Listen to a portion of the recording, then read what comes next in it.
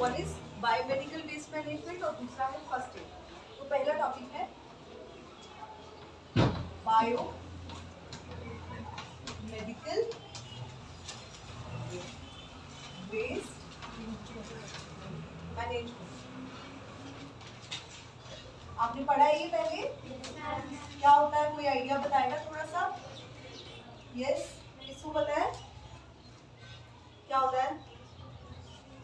जी, 3 discipline होते हैं, कौन कौन से? डस्टबिन होते हैं, कलर कोडिंग होती है उनकी, और क्या होता है? एनीवन? क्या होता है बायोमेडिकल वेस्ट मैनेजमेंट? देखो, हर चीज लिखनी नहीं है, जो इम्पोर्टेंट लगेगी वही लिखना, अदरवाइज सिर्फ सुन लो आराम से।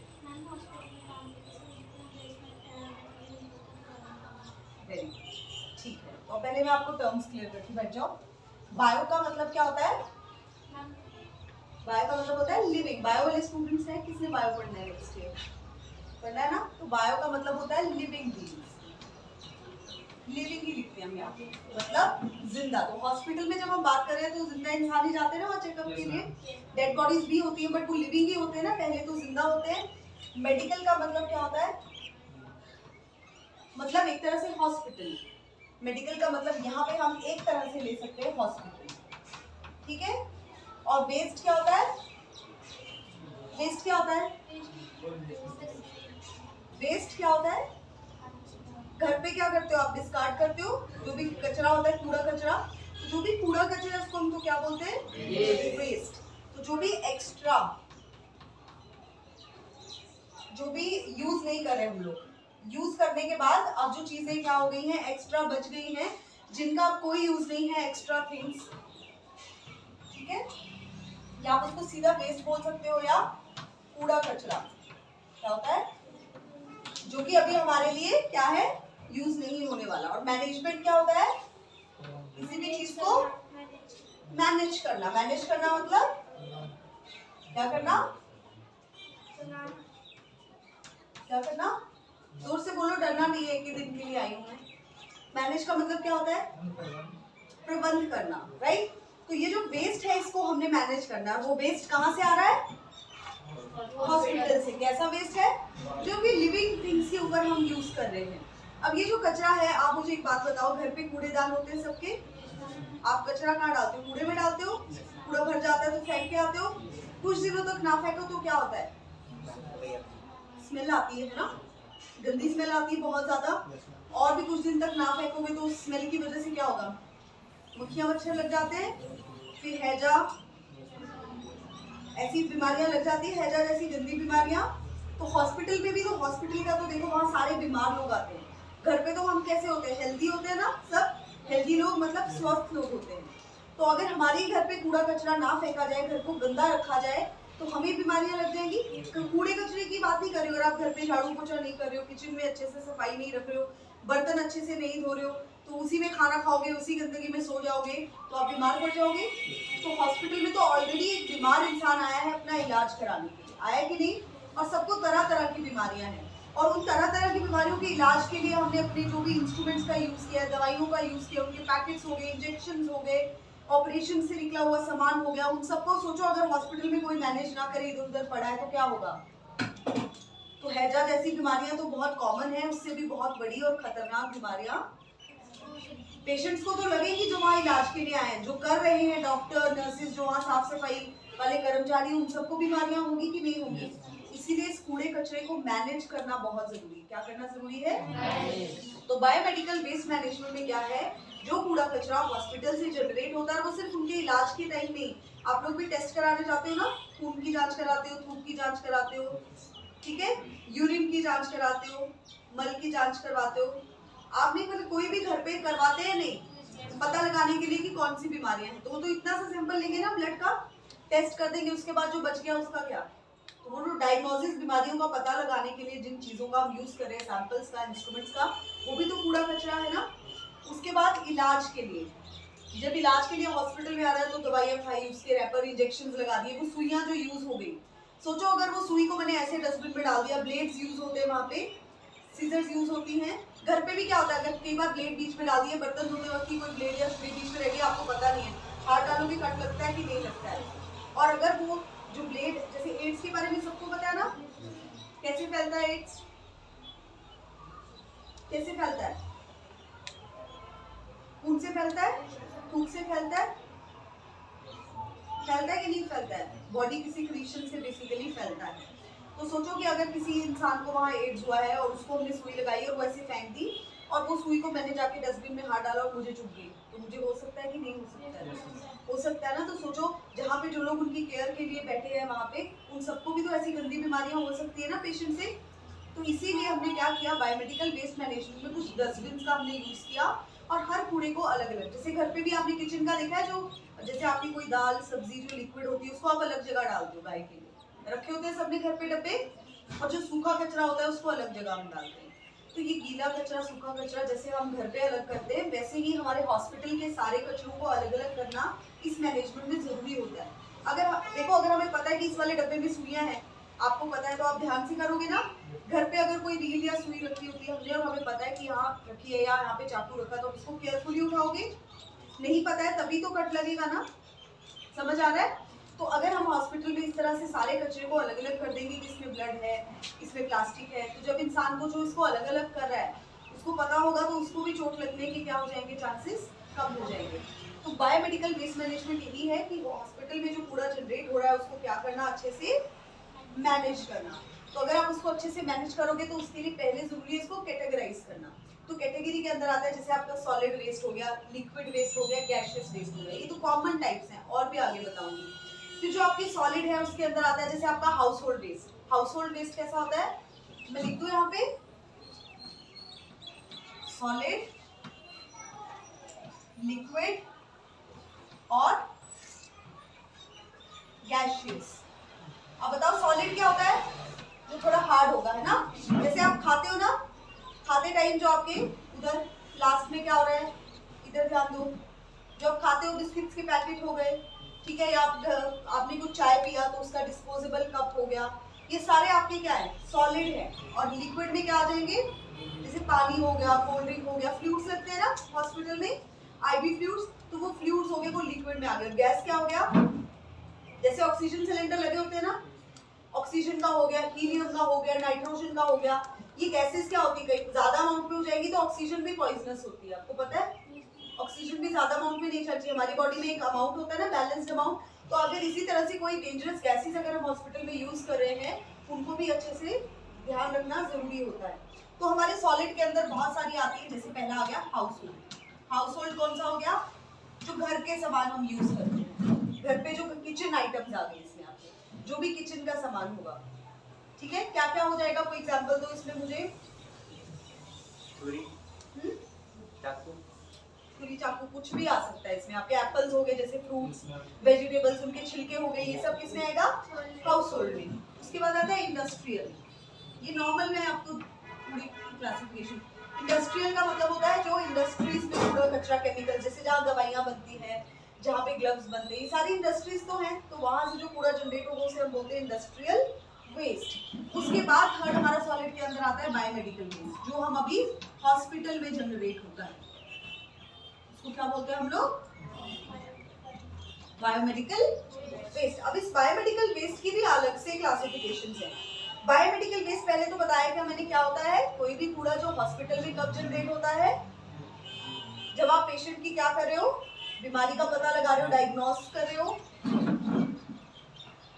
बीमारी का पता लगाने को बोलते हैं डायग्नोस करना, क्या बोलते हैं, और इलाज करने को बोलते हैं ट्रीटमेंट। मतलब पहले बीमारी का पता लगाया, डायग्नोस करके जो आप टेस्ट कराने जाते हो ना, होती है डायग्नोसिस। जैसे एक्सरे हुआ, अल्ट्रासाउंड हुआ, ब्लड टेस्ट हुआ, यूरिन टेस्ट हुआ, वो डायग्नोस। उन सब में भी तो कूड़ा कचरा होता है कि नहीं, होता है ना। उसके बाद ट्रीटमेंट के टाइम पे, और फिर होता है इम्यूनाइजेशन। इम्यूनाइजेशन पता है सबको क्या होता है, टीकाकरण। जैसे पोलियो के ड्रॉप्स पीते हो ना, टीटी का इंजेक्शन लगता है ना, वो सारा ये अलग से एक टॉपिक है, अभी मैं इतना डीप नहीं जाऊंगी। तो इन पर्पसेस के लिए जब भी क्या होता है, और ये सिर्फ ह्यूमंस नहीं, लिविंग में एनिमल्स भी आते हैं। हॉस्पिटल में भी एनिमल्स का भी होता है, वेटनरी हॉस्पिटल सुने ना, तो उनके इलाज में भी तो होगा ना, समझ आ गया। तो उस वाले जो इन चीजों के लिए जो कूड़ा प्रोड्यूस होगा उसे हम कहेंगे बायोमेडिकल। अब क्या क्या कारण हो सकते हैं, क्या क्या इम्प्रॉपर चीजों की वजह से हमें जरूरत पड़ रही, कब कब इम्प्रॉपर होगा। एक तो जब आप इस कूड़े कचरे को पैक कर रहे हो, जैसे मैंने कहा ना कि आपने कूड़े कचरे को अलग अलग पैक नहीं किया, आपने सारा कूड़ा ये वाला आपका डायग्नोसिस का, ट्रीटमेंट का, इम्यूनाइजेशन का, हाउस होल्ड इकट्ठे मिला दिया, तो बाद में जो उस कूड़े को फेंकने जाएगा उसको डिफिकल्टी होगी कि नहीं होगी, उसको नहीं समझ आएगा, वो हाथ डालेगा, हाथ में कट सकता है, कोई बीमारी वाली चीजें होगी तो उसको भी बीमारियां लग सकती है। सबसे ज्यादा खतरा तो कट लगने का होता है, डीप कट लग गया फिर, है ना, ठीक है, उसके बाद बीमारियों का, उसके बाद सबसे पहले तो इसीलिए हमने जब कूड़ा जनरेट हो रहा है तो उसको पैक ही अलग अलग रखना है। डिब्बे में आपको बाद में बताऊंगी। वैसे आपको पता है कौन कौन से कलर के डब्बे हम यूज करते हैं, कौन कौन से, red, yellow, black, blue and white. लिख दो यहाँ पे, red, yellow, black and white, blue. तो जब आप पैक करते हैं ना, इन डब्बों के अंदर हमने क्या डाले होते हैं, वैसे ही पॉलीथीन, और जो पॉलीथीन होते हैं वो भी उसी रंग के होते हैं, जैसे लाल के अंदर लाल रंग का होगा, येलो के अंदर येलो रंग का, ब्लैक के अंदर ब्लैक का, व्हाइट के अंदर व्हाइट और ब्लू के अंदर ब्लू। वो तो कुछ कंटेनर्स भी होते हैं। तो जब जो उनको पैक करेगा तो उसे पता लग जाएगा, अच्छा ये रेड कलर का डब्बा है या रेड कलर का पैकेट है, इसका मतलब इसके अंदर ऐसा कूड़ा है। येलो होगा तो इसके अंदर ऐसा कूड़ा है, ब्लैक, व्हाइट, उसको समझ आ जाएगा। पैकेजिंग करना, फिर सेग्रीगेशन, सेग्रीगेशन भी पैकेजिंग में ही आ जाती है। सेग्रीगेशन का मतलब होता है चीजों को अलग अलग करना। क्या मतलब होता है सेग्रीगेशन का,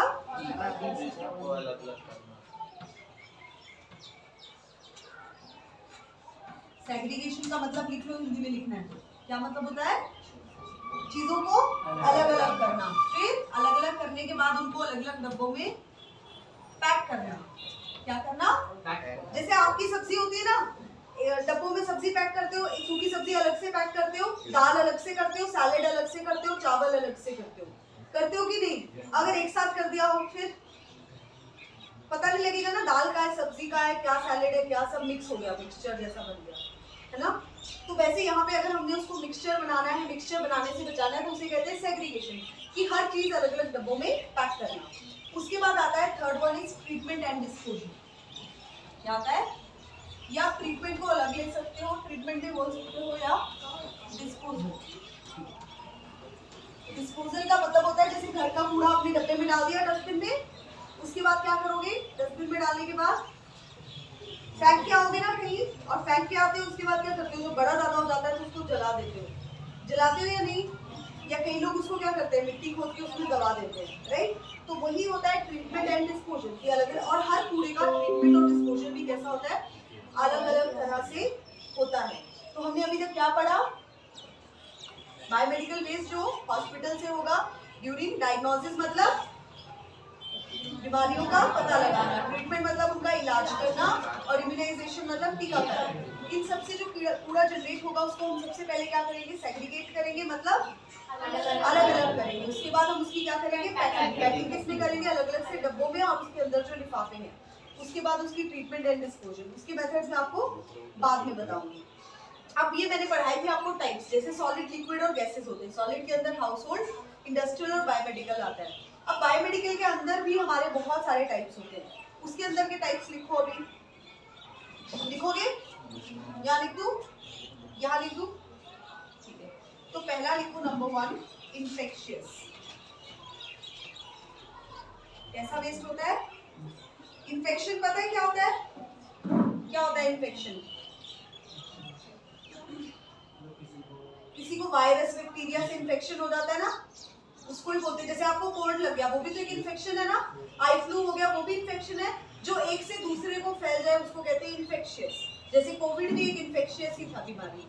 तो ऐसा वेस्ट जो कि इन्फेक्शियस है, जैसे किसी का यूज किया हुआ टिश्यू, किसी का यूज की कॉटन, किसी का हमने यूज किया है, किसी के ऊपर सिरिंजे यूज किए, वो सब इन्फेक्शियस के अंदर आएगा। तो ऐसा वेस्ट जैसे रुई आ गई सबसे ज्यादा, किसी का स्पिट किया हुआ थूक हो गया, और उसके ऊपर जो भी मटेरियल यूज है वो इन्फेक्शियस है। इन्फेक्शियस मतलब जो एक से दूसरे को बीमारी फैला दे। उसके बाद होता है हमारा फार्मास्यूटिकल।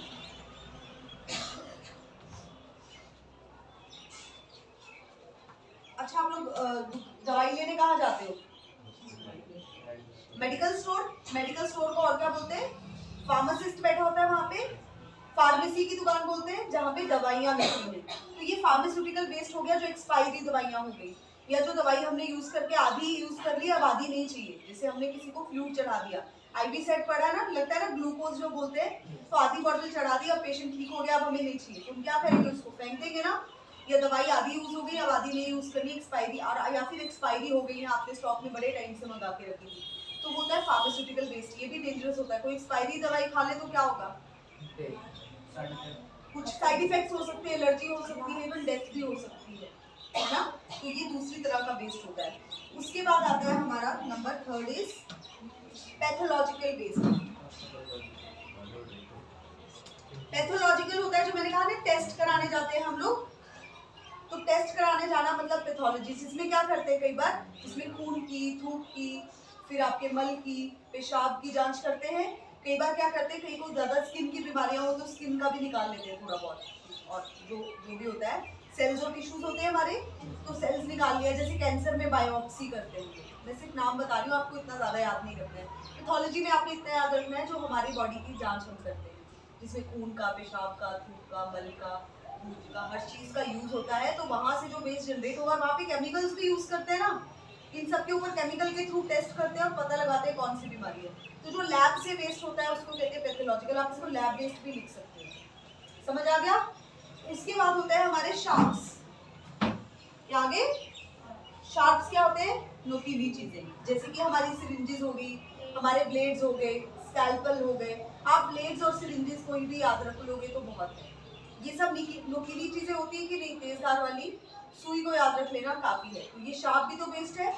उसके बाद होता है हमारा केमिकल वेस्ट, क्या आगे क्या होते हैं केमिकल, रसायन, है ना, वो केमिकल जो हम हॉस्पिटल में यूज कर रहे हैं, जैसे हम जांच के लिए भी यूज कर सकते हैं, डायग्नोसिस के लिए, ट्रीटमेंट, जहाँ पे भी इन केमिकल्स का यूज हो रहा है, तो इनको भी तो अच्छे से डिस्पोज करना पड़ेगा, और ये जो केमिकल वाला वेस्ट होता है बहुत ज्यादा डेंजरस होता है, इससे मतलब बहुत ज्यादा लार्ज अमाउंट में क्या होती है, प्रॉब्लम्स आ सकती है, तो केमिकल वेस्ट को भी अच्छे से क्या करना जरूरी होता है। उसके बाद आते हैं रेडियो एक्टिव, क्या होते हैं,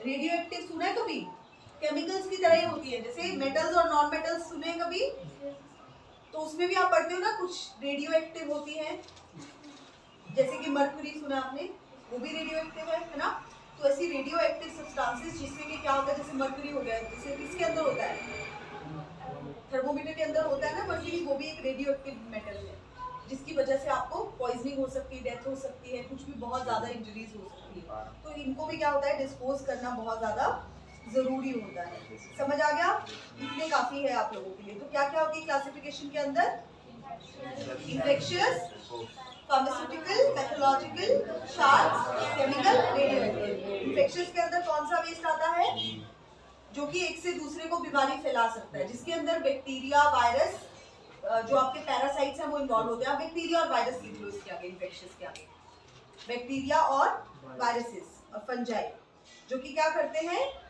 एक से दूसरे में क्या करते हैं, बीमारी फैलाते हैं। क्या क्या आ जाएगा इसके अंदर, बैक्टीरिया, वायरस, तो इसके अंदर आपके लैब के वर्क भी आ सकते हैं, सर्जरी से जो भी मटेरियल निकलता है, सर्जरी क्या होती है, ऑपरेशन करते हैं ना लोगों का, तो वहाँ पे जो सुइयां यूज हुई, वहाँ पे जो बैंडेजेस, पट्टियां यूज की, वहाँ पे जो भी आपने कॉटन यूज किया, वो सब भी क्या करेगा, एक से दूसरे को बीमारी फैला सकता है ना, बीमारी के लिए तो हमने ऑपरेशन किया है। ओके, उसके बाद पैथोलॉजिकल में मैंने बता दिया, पैथोलॉजिकल के अंदर कौन सा वेस्ट आएगा, जो लैब में वेस्ट जांच के टाइम पे जो होगा, जिसमें हमारे बॉडी पार्ट्स भी आ सकते हैं, जैसे मान लो कई बार क्या होता है पैथोलॉजिकल के अंदर ये भी आता है, सर्जरी होती है, देखा किसी का हाथ काट देते हैं, बाजू काट देते हैं, लात काट देते हैं ना एक्सीडेंट होने के बाद, तो वो भी तो एक वेस्ट ही हो गया ना, अब तो यूज नहीं कर सकते, लगेगा नहीं अब वो वापस, तो उसको पैथोलॉजिकल वेस्ट के अंदर ही हम क्या करेंगे, कंसिडर करेंगे। और हमारी बॉडी के फ्लूइड्स भी आते हैं पैथोलॉजिकल के अंदर, जैसे हमारा ब्लड हो गया, हमारा क्या हो गया, सलाइवा हो गया, और क्या हो गया, पेशाब हो गया, है ना, ठीक है, तो ये सारे इसके अंदर आएंगे। उसके बाद शार्प्स में कौन सा बताया मैंने, जैसे हमारी नीडल्स हो गई, फिर हमारी छुरी हो गई, ठीक है, फिर जो इन्फ्यूजन सेट्स के साथ में जो कैनुला लगा होता है वो हो गया, कोई अगर टूटा हुआ ग्लास है जैसे खिड़की का वो हो गया,